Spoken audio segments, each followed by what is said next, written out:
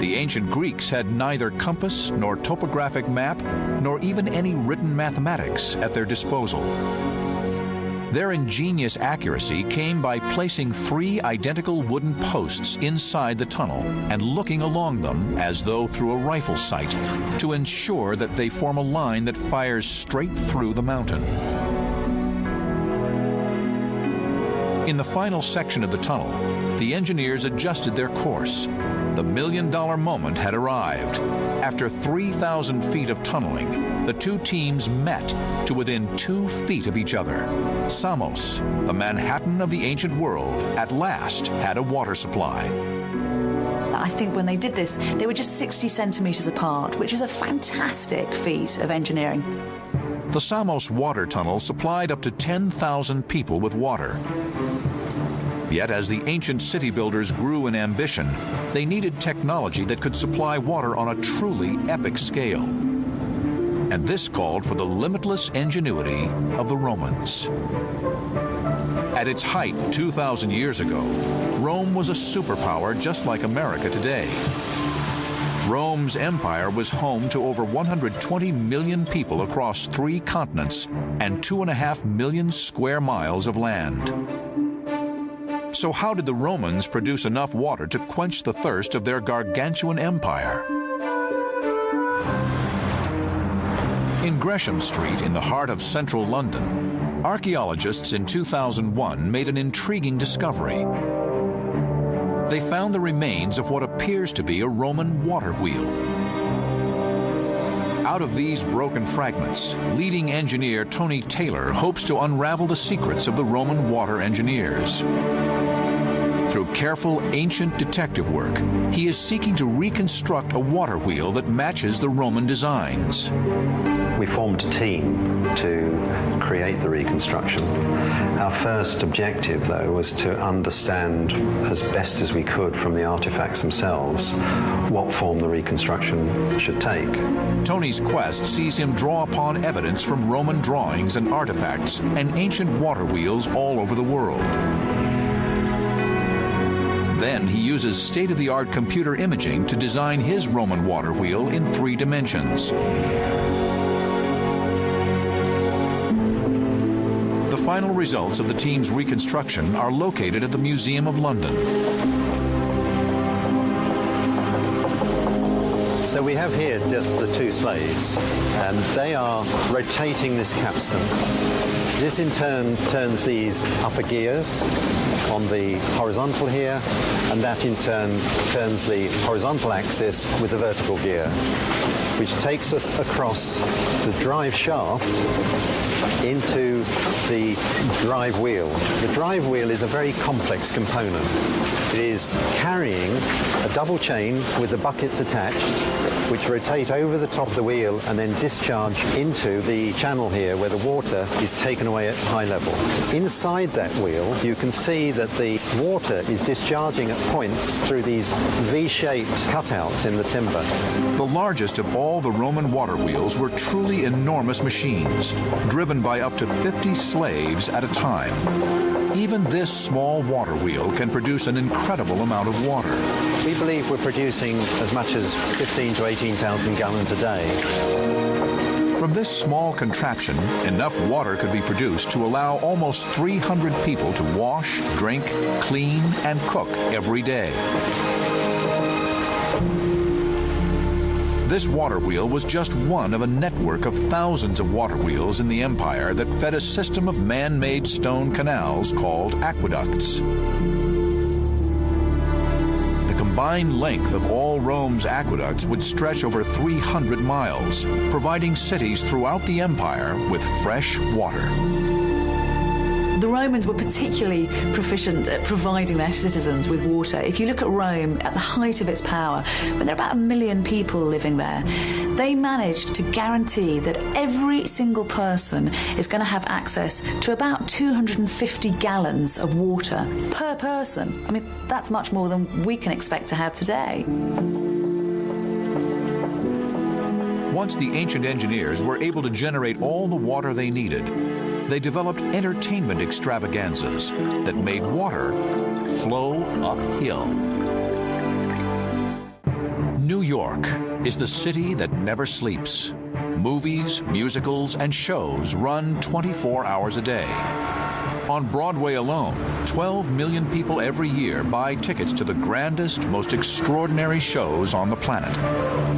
Yet the birth of these entertainment extravaganzas can be traced to the birth of ancient cities themselves, a time when people flooded into the ancient cities and a wealth of new jobs were created, from bankers to lawyers to architects. And some people in those cities become much, much richer than others through trade, through natural prowess, through strength and good health and being proficient in war. As soon as you get people who are top dogs, those top dogs decide they don't want to work that hard. They want other people to do their dirty work for them.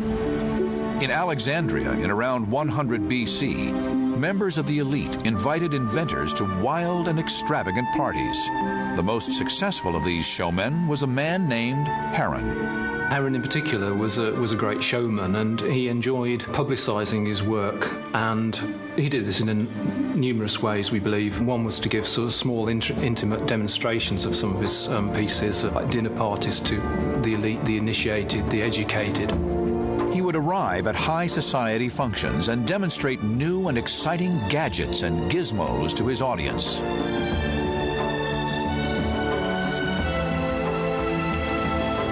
Over 1,500 years before New York was even founded, Heron invented a way of making water flow uphill.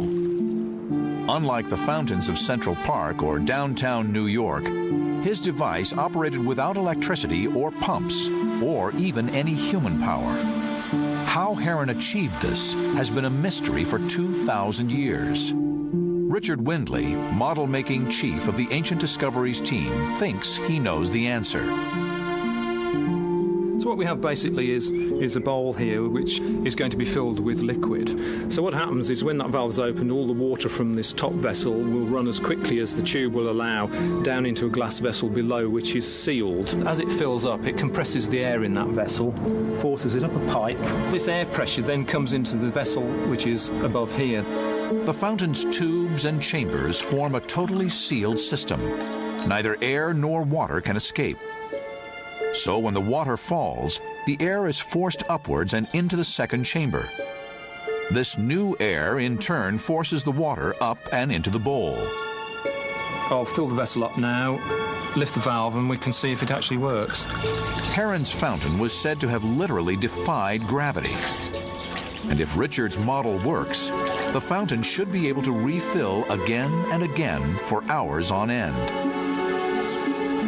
I've just lifted the valve out now. We can see the water is draining from this top vessel as fast as that pipe will carry it really down into the bottom vessel. That's starting to fill up. The pressure of that water under gravity is compressing the air in that bottom vessel. The pressure's building up, and as it comes into this top one, we should any minute now get a spurt of water out of the top one, which should land in the bowl, hopefully. Yes, there we go. It's starting to work now, and hopefully that should squirt into the bowl or possibly a bit beyond. Yeah, there it goes. There it goes.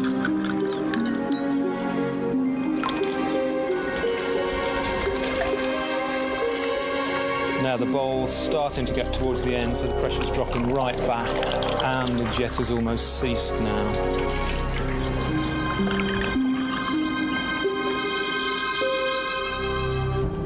But as entertainment developed, audiences demanded ever more advanced technical wizardry. While Heron developed magical theaters, other inventors set about creating the world's first cinemas. To many, the birth of the glitzy, glamorous world of cinema began around the time of the first stars, like Charlie Chaplin.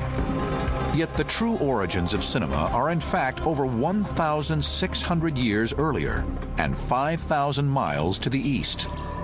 In the Three Kingdoms period around the 3rd century AD, local stories began to tell of a mythical form of sorcery, a dark art producing terrifying, moving images.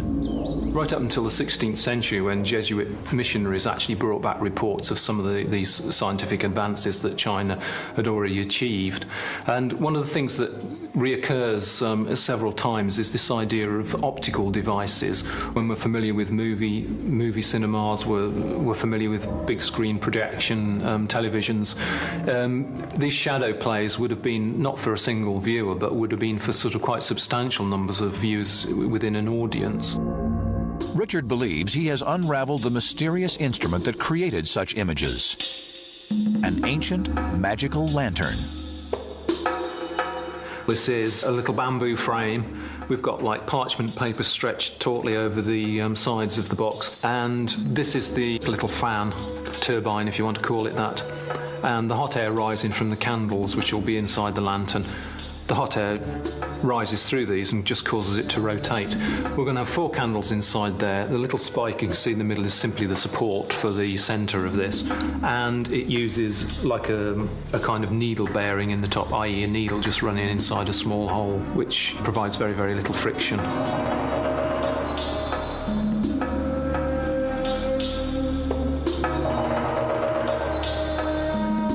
These simple devices were used to create complex stories of famous comedies, dances, journeys, and battles. Had the ancient Chinese magicians known to add one simple feature, an optical lens, to aid in the projection of the images, then the advent of feature films may have advanced some 2 millennia, and the world of Hollywood today would perhaps be unrecognizable.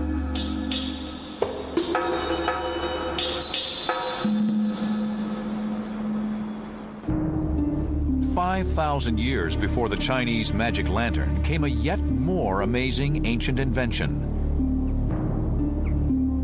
a map of the skies, written into the ground, that launched the birth of megacities themselves.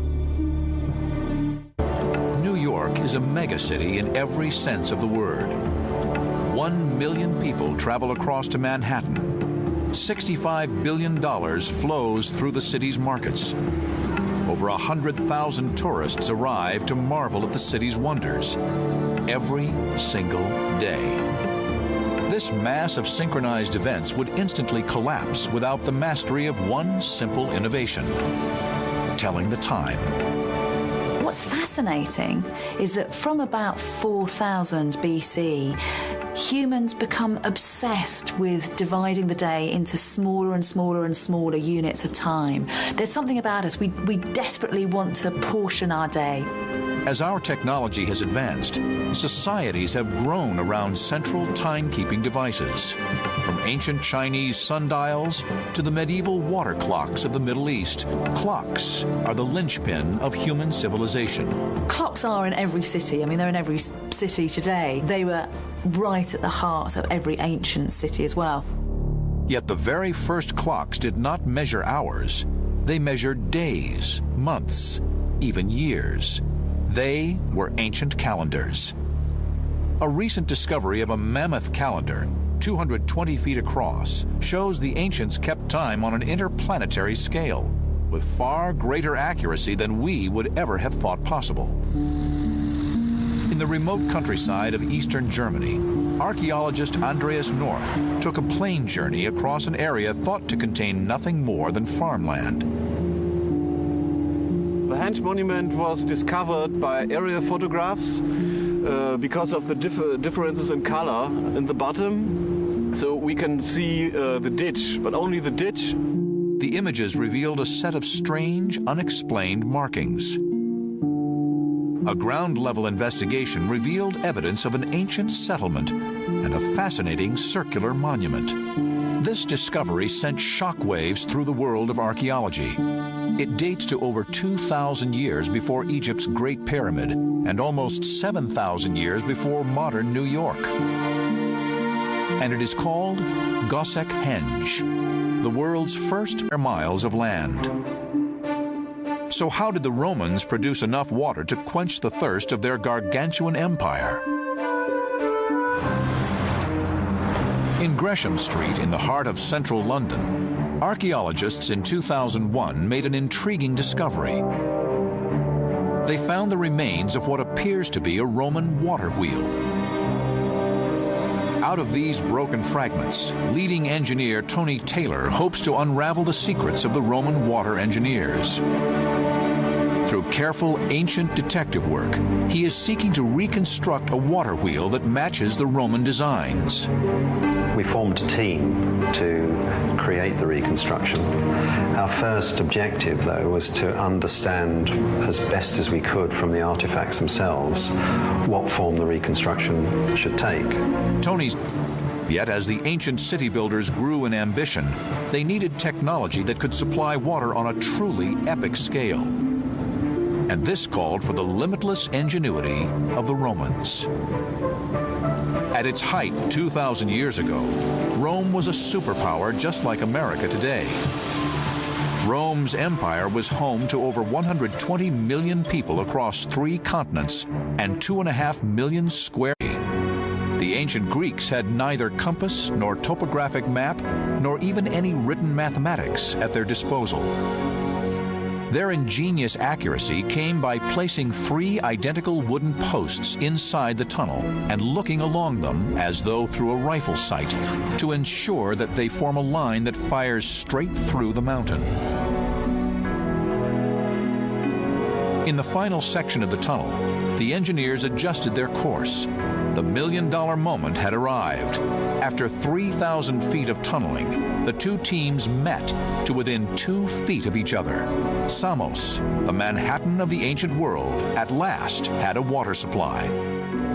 I think when they did this, they were just 60 centimetres apart, which is a fantastic feat of engineering. The Samos water tunnel supplied up to 10,000 people with water.